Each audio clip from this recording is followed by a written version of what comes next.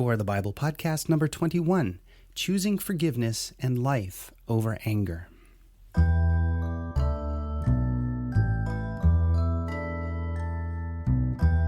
Welcome to the Core of the Bible podcast. My name is Steve, and I'll be your host as we explore the message of the Bible reduced to its simplest form.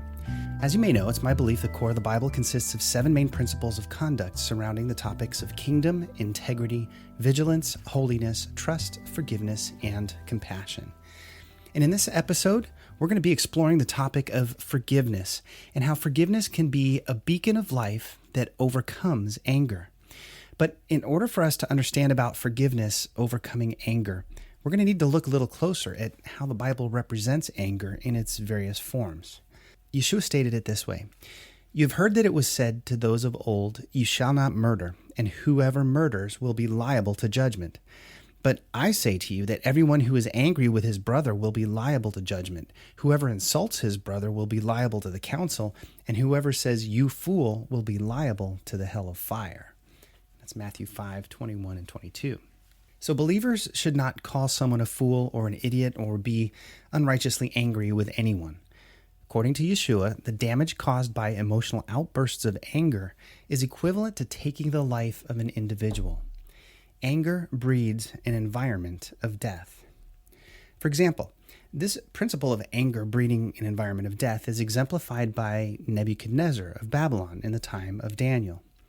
In Daniel chapter 2, verses 10 through 12, it says, "The Chaldeans answered the king, 'No one on earth can make known what the king requests. Consequently, no king, however great and powerful, has ever asked anything like this of any magician, medium, or Chaldean.' So they continue to speak to him and say, 'What the king is asking is so difficult that no one can make it known to him except the gods, whose dwelling is not with mortals.' And because of this, the king became violently angry and gave orders to destroy all the wise men of Babylon." So we can see that obviously his anger caused him to destroy all the wise men of Babylon, or at least attempt to. In Proverbs 29, verse 22, it says, "An angry person stirs up conflict, and a hot-tempered one increases rebellion." So have you ever known a hot-tempered individual to be considered a level-headed peacemaker? Well, of course not. Anger is not the way of building bridges between dissenting opinions, but a way of squashing all opposition, or in aggressively attempting to sway others to a particular point of view or call to action to harm others. In an Old Testament instance of this, a robbery by some rogue Israelite tribal members caused a conflict, and a man named Micah went shouting and chasing after some of the men of the tribe of Dan after the Danites had stolen some of his belongings. And this is related to us in Judges chapter 18, verses 23 through 25. It says, "Micah's men were shouting as they caught up with them, the Danites. And the men of Dan turned around and said to Micah, 'What's the matter? Why have you called these men together and chased after us like this?' 'What do you mean, what's the matter?' Micah replied. 'You've taken away all the gods I have made and my priests, and I have nothing left.' The men of Dan said, 'Watch what you say. There's some short-tempered men around here who might get angry and kill you and your family.'" Well, this is typically the result of short-tempered individuals. Further damage and harm ensues. Another consideration regarding angry words is that what is said is an unfiltered version of what is really in a person's heart. And according to Yeshua, the words we speak always come from the overflow of the heart. In Luke 6:45, he says, "The good person out of the good treasure of his heart produces good, and the evil person out of his evil treasure produces evil. For out of the abundance of his heart, his mouth speaks." So if we're harboring anger towards another individual in our heart, there's a fair likelihood that anger will be expressed, and it won't be in a pretty fashion. And it's for these reasons that Yeshua equates anger with murder. The damage done can have long-lasting consequences that may not even have been fully intended. And once that damage is done, trying to restore that relationship can seem as daunting as trying to resuscitate an individual who's been murdered by your words. And the good news is that God is in the life-giving business. To overcome the error of quote-unquote killing someone with our anger, Yeshua encourages the opposite to anger, forgiveness. Now, I know that at first blush, forgiveness may not sound like anger's opposite. Perhaps something like peace might be more fitting. But when you boil it down to essentials, peace is really based on forgiveness. Forgiveness can heal breaches in trust or the wounds of anger and resentment. Forgiveness is a creator of peace. And where anger breeds death, forgiveness breeds life. So let's look at some illustrations of this. When Joab tried to convince David to receive his son Absalom back, whom he'd banished, Joab created a ruse with a woman to appear before the king and plead for his intent. And in the speech that Joab provided her, she reveals a truth about the nature of God and forgiveness. And this is in 2 Samuel 14, verse 14. For we must die, and we are as water spilled on the ground, which can't be gathered up again. Neither does God take away life, but devises means that he who is banished not be an outcast from him. So in this speech, the opposite of taking away life is forgiveness and restoration. And this is the same principle that the Apostle Paul uses in conveying the new life that believers have in Messiah because God has forgiven us. In Colossians 2, verse 13, he says, "And you, being dead in the trespasses and in the uncircumcision of your flesh, he made alive together with him, having forgiven us all our trespasses." You see, if we were dead in our rebellious state, then God made us alive through forgiving us. Forgiveness breeds life, and our very forgiven status in the estimation of God proves it. If you've received forgiveness from God and are experiencing new life in Messiah, you should very clearly understand this principle. Now, while all of this sounds very noble and worthy of our effort, we must also consider another aspect of anger that can be troubling if we haven't previously considered it. What about instances when God is shown to have demonstrated anger? And if God's gotten angry, why should he expect that we don't get angry? Is he expecting that we have more emotional control than he does?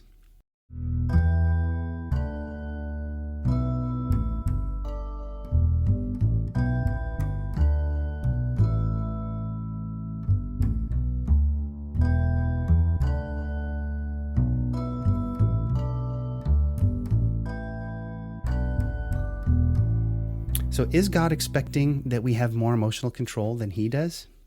It's a valid question and one that deserves a little further investigation. Well, here's an example. When Moses is arguing with God as to why he doesn't feel that he's a good fit for this whole prophet thing that God is commanding him to do with Pharaoh. This is in Exodus chapter 4, verses 10 through 15. And it says, "But Moses pleaded with the Lord and said, 'O Lord, I'm not very good with words. I never have been, and I'm not now, even though you have spoken to me. I get tongue-tied and my words get tangled.' Then the Lord asked Moses, 'Who makes a person's mouth? Who decides whether people speak or do not speak, hear or do not hear, see or do not see? Is it not I, the Lord? Now go, I will be with you as you speak, and I will instruct you in what to say.' But Moses again pleaded, 'Lord, please send anyone else.'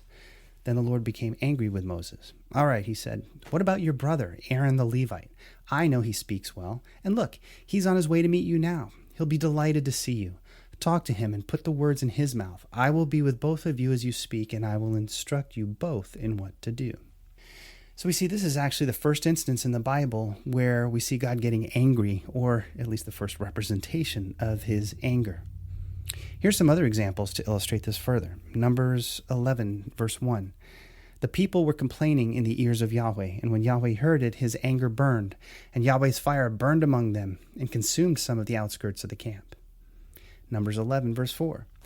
"The mixed multitude that was among them lusted exceedingly, and the children of Israel also wept again and said, 'Who will give us meat to eat? We remember the fish which we ate in Egypt for nothing, the cucumbers and the melons and the leeks and the onions and the garlic. But now we've lost our appetite. There's nothing at all except this manna to look at.'" In verse 10, it says, "Moses heard the people weeping throughout their families, every man at the door of his tent. And Yahweh's anger burned greatly, and Moses was displeased." In Numbers 12, starting in verse 1, it says, "Miriam and Aaron spoke against Moses because of the Cushite woman whom he had married, for he had married a Cushite woman. And they said, 'Has Yahweh indeed spoken only with Moses? Hasn't he spoken also with us?' And Yahweh heard it." And in verse 8, it's Yahweh speaking. And he says, "With him, Moses, I will speak mouth to mouth, even plainly, and not in riddles, and he shall see Yahweh's form. Why then were you not afraid to speak against my servant, against Moses?" Yahweh's anger burned against them, and he departed. Here's another instance in Numbers 25, starting in verse 1. "Israel stayed in Shittim, and the people began to play the prostitute with the daughters of Moab, for they called the people to the sacrifices of their gods. And the people ate and bowed down to their gods. Israel joined himself to Baal Peor, and Yahweh's anger burned against Israel. Yahweh said to Moses, "Take all of the chiefs of the people and hang them up to Yahweh before the sun, that the fierce anger of Yahweh may turn away from Israel." And another example in Numbers 32, starting in verse 10. Yahweh's anger burned in that day, and he swore, saying, "Surely none of the men who came up out of Egypt from 20 years old and upward shall see the land which I swore to Abraham and to Isaac and to Jacob, because they have not wholly followed me, except Caleb the son of Jephunneh with the Kenizzite, and Joshua the son of Nun, because they have followed Yahweh completely." Yahweh's anger burned against Israel, and he made them wander back and forth in the wilderness 40 years, until all the generation who had done evil in Yahweh's sight was consumed. Okay, so there was a lot of examples of God's anger, but let's look at this in a little more detail. The language used in these passages reveals a few things. First, if we're to translate the phrase as it stands literally about God being angry, it's actually a description of someone's face becoming heated or burning to where their nostrils flare or they breathe heavily. Well, of course, this is a depiction of what we would call the emotion of anger. And as this relates to God, it's as though the biblical writers are using the only words that they have to describe the displeasure of God in these instances. I mean, does God have a face that actually gets hot or nostrils that flare when he breathes heavily in frustration and anger? These would be what we would call anthropomorphisms, attributing human characteristics to God. And this is simply because we, in our limited sense, we can't conceive of it in any other way, so we project onto God the characteristics we ourselves exhibit in similar situations. Interestingly, most of these occurrences where that description occurs are in the book of Numbers. So either the people were extra rebellious, or the writer of the book of Numbers chose to use that phrase repeatedly to express God's displeasure. Okay, but doesn't the text still imply that God is getting angry? Well, of course, but we need to consider this also. What is God getting angry about in each instance? I mean, isn't it basically disobedience to his revealed will? Let's look at those examples again. In the first one, Moses didn't want to go to Pharaoh, so God got angry. In the next one, the people were complaining about the provision of manna as the sole food source, and God got angry. Miriam and Aaron were rebelling against God's choice of Moses, and he got angry. The people were submitting to idolatry instead of following God, and God got angry. And the people rebelled against God's plan to conquer the land of Canaan, and God got angry, etc. So God had every right, if you look at all these instances, he had every right to express anger because of disobedience to or dissatisfaction with his revealed will. This is a justifiable reason for his anger because, well, he's God, and his purpose and his will are supreme. Now, in a similar way, when we get angry, it's typically because something isn't happening according to our will. Something isn't going the way we want, or someone isn't doing what we want them to do. However, the difference between our anger and God's is that our understanding of a situation is limited by our own perceptions. God's understanding is perfect and not limited in any way.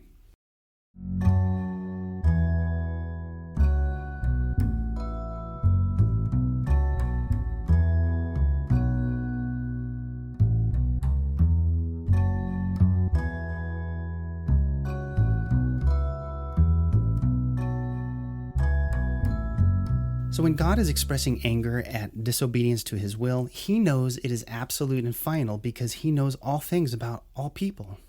And when things don't go our way, there may be a number of reasons why this is the case, and we can, and often do, easily assign the wrong motive or cause because of our limited perception. This causes us many times to be angry for the wrong reasons, whether due to emotional instability or incomplete information, but by then the damage is done.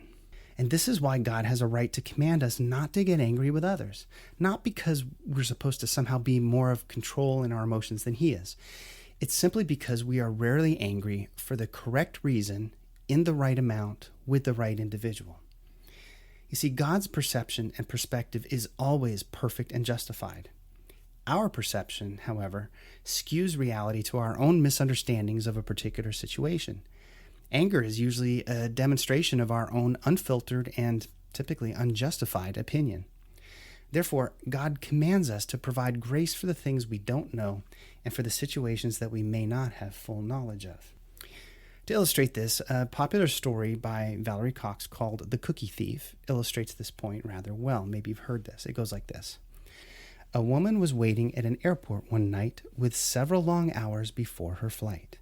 She hunted for a book in the airport shops, bought a bag of cookies, and found a place to drop.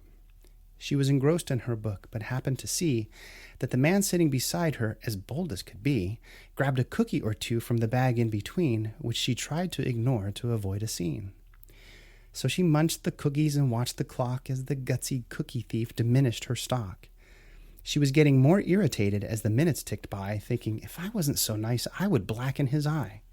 With each cookie she took, he took one too, and when only one was left, she wondered what he would do. With a smile on his face and a nervous laugh, he took the last cookie and broke it in half. He offered her half as he ate the other. She snatched it from him and thought, oh, brother, this guy has got some nerve and he's also rude. Why, he didn't even show any gratitude. She had never known when she had been so galled, and sighed with relief when her flight was called. She gathered her belongings and headed to the gate, refusing to look back at the thieving ingrate. She boarded the plane and sank in her seat, and she sought her book, which was almost complete. As she reached in her baggage, she gasped with surprise. There was her bag of cookies in front of her eyes. If mine are here, she moaned in despair, the others were his, and he tried to share. Too late to apologize, she realized with grief that she was the rude one, the ingrate, the thief. So for the woman in the story, her struggle obviously was internal, and yet she still felt awful about her misconception over the whole incident. However, when we actually lash out at others, we reveal the weakness of our own character. Raw emotion can cause division because it is typically not based on the truth, but only a perception of what one believes to be true. The reality of a situation may be significantly different. In Ecclesiastes chapter 7, verse 9, it says, "Don't let your spirit rush to be angry, for anger abides in the heart of fools." You see, even though God may be completely justified in his anger, he still does not rush in emotionally frantic because someone disobeyed his will. In proclaiming his character to Moses, he relates how his anger, although justifiable, is still not instantaneous. Exodus 34, verse 6. Yahweh passed in front of him and proclaimed, Yahweh, Yahweh is a compassionate and gracious God, slow to anger and abounding in faithful love and truth. Even though Israel time after time rejected God and chose their own ways, God was slow to anger, as Nehemiah relates in Nehemiah chapter 9, verse 16. But they and our fathers behaved proudly, hardened their neck, didn't listen to your commandments, and refused to obey. They weren't mindful of your wonders you did among them, but hardened their neck, and in their rebellion appointed a captain to return to their bondage. But you are a God ready to pardon, gracious and merciful, slow to anger, and abundant in loving kindness, and didn't forsake them. And that comes from Numbers 14, verse 18 as well. The Lord is slow to anger and abounding in faithful love, forgiving iniquity and rebellion. But he will not leave the guilty unpunished, bringing the consequences of the father's iniquity on the children to the third and fourth generation. You see, God's anger and his justice are tied at the hip. We saw this in all those passages in Number where God is described as being angry. The results of that anger were typically a measure of justice or discipline. For example, when the people complained about only having manna to eat, a fire burned in the outskirts of the camp, consuming them. When Miriam complained about God only speaking through Moses, she was disciplined with temporary leprosy. When the Israelites succumbed to idolatry, their leaders were hanged. And when the people refused to take the land he had given them, he forced them to wander in the desert for 40 years. When he is meting out deserved punishment, his justice can appear as anger. But when the truth of a situation is known from his perspective, it can be recognized as being a natural outworking of consequences based on unfaithful actions. So if God, who knows all things about all people at all times, is considered slow to anger, should we not then also take even longer to become angry, knowing that we are extremely limited in our understanding of others and their motives? And this is why Yeshua cautions us against judging others, because our standards are likely unjust, and God will then be justified in using our own standards against us. If anger fosters death, then, as we have seen, forgiveness fosters life. What anger kills, forgiveness resuscitates. angry words designed to hurt are rendered powerless through the life generated by forgiveness. Matthew 18, verses 21 through 22. Then Peter came up to him, to Yeshua, and said to him, Lord, how often will my brother sin against me, and I must forgive him? As many as 7 times? And Jesus said to him, I do not say to you 7 times, but 77 times. You see, meting out forgiveness 77 times in one day is an obvious hyperbolic emphasis by Yeshua to illustrate that the stores of forgiveness available to us are bountiful enough to outlast and overcome any personal infraction. Ephesians 4, verse 26, be angry and do not sin. Don't let the sun go down on your anger. You see, anger is a real emotion that conveys real intensity of thought and principle to bear in a situation. Anger itself is a creation of God. But the caution for us is if we are choosing to express anger, that we are to do so without sin. That is a very fine line, and one that is not typically identified in a heated, passionate outburst. I mean, even if we're justifiably angry, we're encouraged to resolve that conflict before the start of a new day. There should not be bitterness and unresolved conflict over days, weeks, months, or, God forbid, years. And I've seen that level of unrelenting anger in my own experiences growing up, and nothing good ever came of that level of unforgiveness and anger over past situations. If we're to be justifiably angry, it should not last longer than a day. Beyond that, we're entering into a realm of ongoing conflict, rebellion, and death. Remember, Numbers 14:18. Yahweh is slow to anger and abounding in faithful love, forgiving iniquity and rebellion. If we are to mimic our Heavenly Father in all things, then we should likewise be slow to anger, but abounding in faithful love and forgiveness. This is the root of life that can overcome the state of death present in our petty anger and hostility. Life can always overcome death. Choose life. Well, once again, I hope I've been able to provide you some ideas and concepts to meditate on further. We need to keep in mind that when we express anger, we're treading in areas of potential death and destruction in the lives of others. And although we may feel justified, we are rarely angry at the right time in the right amount and with the right individual. Instead, we should choose to foster life and restoration through forgiveness. This is the true path to being the peacemaker that Yeshua enjoins us to be. So if you enjoyed this week's podcast, be sure to visit coreofthebible.org to join the conversation through comments, to see daily blog posts on these topics, and to find free downloadable resources regarding the message of the Bible reduced to its simplest form. Do you have questions about today's topic or comments or insights you'd like to share? Perhaps you found this podcast helpful or encouraging. If so, I would love to hear from you and include listener comments in future episodes. So feel free to email me at coreofthebible@gmail.com. Thanks for your interest in listening today. As always, I hope to be invited back into your headphones in another episode to come. Take care.